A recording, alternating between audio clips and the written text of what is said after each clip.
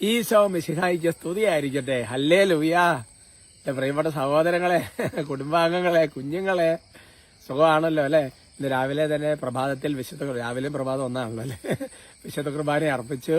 അതിനുശേഷം ആദ്യം ചെയ്യുന്ന പ്രവൃത്തി നിങ്ങളെ കാണുക എന്നുള്ളതാണ് കേട്ടോ. കാര്യം നിങ്ങളുമായി കാണുന്ന വൈകുന്നേരമൊക്കെ ആയിരിക്കും, പക്ഷെ ഞാൻ ഓൾറെഡി കണ്ടു കഴിഞ്ഞു. കാലത്തിന് സമയത്തിന് അപ്പുറത്താണല്ലോ ഈശോ കൂട്ടി യോജിപ്പിക്കുന്നത്. സുഖമായിരിക്കുന്നു. പ്രാർത്ഥിക്കുന്നതിന് പ്രത്യേകമായിട്ട് നന്ദി പറയുകയാണ്. പിന്നെ പ്രത്യേകിച്ചൊന്നുമില്ല കേട്ടോ. ഇന്ന് പ്രത്യേകിച്ച് ഒരു നന്മ പറഞ്ഞൊരു നമ്മൾ നിയോഗം വെച്ച് പ്രാർത്ഥിക്കാൻ വേണ്ടി പോകുന്നത്, ഈ ഫോണിന്റെ ഗെയിം കളിക്കുന്ന കുട്ടികൾക്കൊക്കെ ഉള്ള ഒരു അടിമത്തം. ചില കുട്ടികൾക്ക് മാത്രമല്ല, മുതിർന്ന കുട്ടികൾക്കും അങ്ങനത്തെ ചില അടിമത്തങ്ങളൊക്കെ ഉണ്ട്. പിന്നെ അതേപോലെ തന്നെ ഈ കുട്ടികളൊക്കെ ഇവരുടെ കോൺസെൻട്രേഷൻ ഒക്കെ കുറയൂല ഇങ്ങനത്തെ പല കാര്യങ്ങൾ പിന്നാലെ പിള്ളേർ പറയുമ്പോഴത്തേക്കും ഫോൺ വേണ്ട പിള്ളേരങ്ങോട്ട് വയലന്റ് ആകുക, അങ്ങനത്തെയൊക്കെ ഉള്ള കുട്ടികളുടെ ഒരു ദുർപീഡ, അങ്ങനത്തെ ഒരു അവരുടെ ആ ഒരു പ്രായത്തിന്റെ സംഭവം കൂടെ ഉണ്ട്. അപ്പൊ അങ്ങനത്തെ ഇതെല്ലാം മാറാൻ വേണ്ടിയിട്ട് ഒരു കൃപ. നമുക്ക് പറ്റാത്ത കാര്യം നമ്മൾ ഈശോയോട് പറയുകയാണല്ലോ അല്ലേ?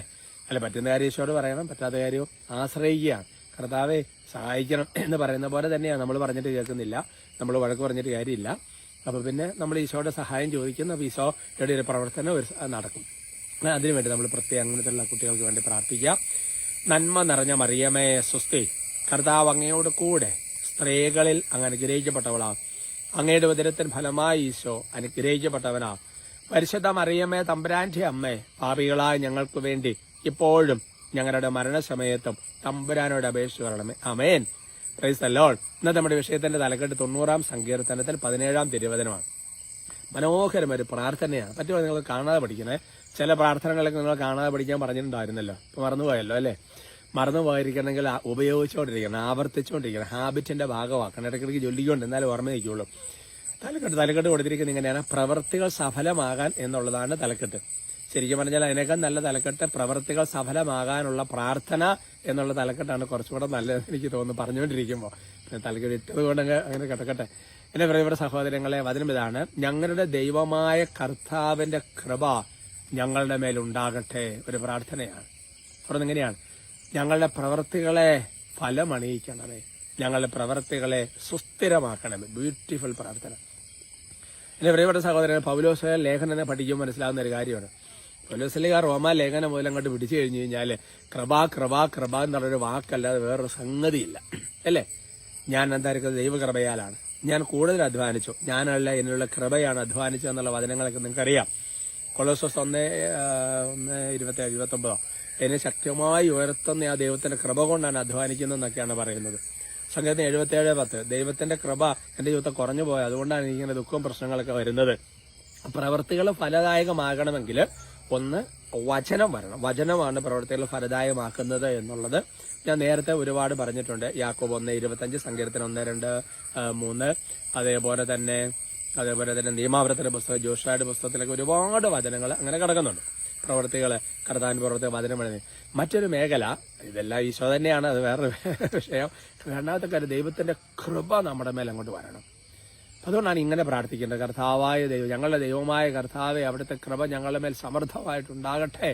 വചനം വരെ സമൃദ്ധമായ കൃപാവരുണ്ടായിരുന്ന അപ്പസ്വല പ്രവർത്തനങ്ങൾ പറയുന്നത് പ്രാർത്ഥിക്കുകയാണ്. കൃപ നിറയട്ടെ, കൃപ നിറയെ. എന്നിട്ട് പറയാം ഞങ്ങളുടെ പ്രവർത്തികൾ ഫലമണിക്കുക. ചില മനുഷ്യരുടെ ഉണ്ട്, എല്ലാം ചെയ്യും, അവസാനം വരുമ്പോൾ എല്ലാം ഉടച്ചു കളയും എന്ന് പറഞ്ഞ ഒരു ഫലമില്ല.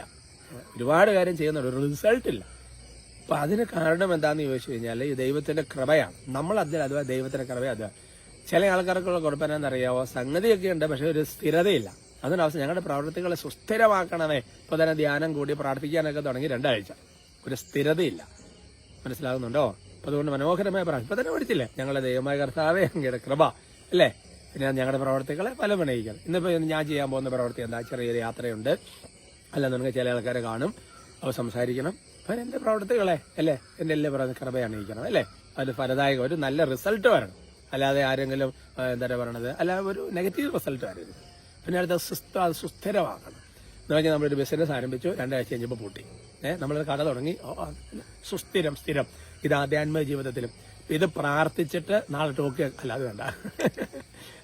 ശരിക്കും അങ്ങനെയാണ്. ഇത് പ്രാർത്ഥന നാളെ വന്നാവെന്ന് പറഞ്ഞായിരുന്നെങ്കിൽ നിങ്ങൾ വന്നില്ലേ പെട്ടുപോകും.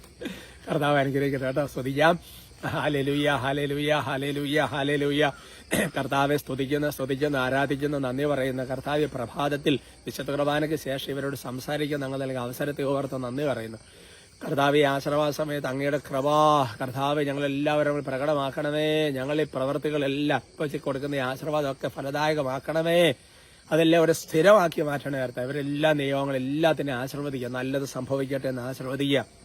കർത്താവായ ദൈവം പ്രത്യേകമായിട്ട് പ്രാർത്ഥിക്കുമ്പോൾ കർത്താവ് ഫോണിലെ അടിമത്തം ഉള്ളവര്, അതേപോലെ തന്നെ ദൈവ ഗെയിമിന്റെ അടിമത്തം, അതേപോലെ തന്നെ കുട്ടികളോട് എത്ര പറഞ്ഞാലും അത് അങ്ങ് മാറ്റാൻ നമുക്ക് പറ്റുന്നില്ല. അങ്ങനത്തേക്കുള്ള എല്ലാ തരത്തിലുള്ള അടിമത്തങ്ങൾ, സ്വഭാവത്തിന്റെ വൈകൃതങ്ങൾ, ദുർദർശങ്ങൾ, അനുസരണക്കേടും എല്ലാ പൈശാചിക ഇവിടെ കുഞ്ഞുങ്ങളും യേശുവിന്റെ നാമത്തിൽ ബന്ധിച്ച് ബഹിഷ്കരിച്ച് കുരിശിന്റെ ഇവിടേക്ക് ആട്ടിപ്പായിക്കുന്നു. കർത്താവ് യേശുക്രിസ്തുവിന്റെ നാമത്തിന്റെ അത്ഭുതകരമായ ശക്തി നിങ്ങളുടെ മേലുണ്ടാകട്ടെ എന്ന് പ്രാർത്ഥിക്കും. നിങ്ങളുടെ മക്കളുടെ മേലുണ്ടാകട്ടെ എന്ന് പ്രാർത്ഥിക്കും. നിങ്ങളുടെ നിയോഗങ്ങളുടെ മേലുണ്ടാകട്ടെ എന്ന് ആശീർവദിക്കും. നമ്മുടെ കർത്താവ് ശമിശിഹായുടെ കൃപയും പിതാവായ ദൈവത്തിന്റെ സ്നേഹവും പരിശുദ്ധാത്മാവിന്റെ സഹവാസം നിങ്ങൾ എല്ലാവരോടും കൂടി ഉണ്ടാകും, ഇപ്പോഴും എപ്പോഴും എന്നേക്കും. ആമേൻ.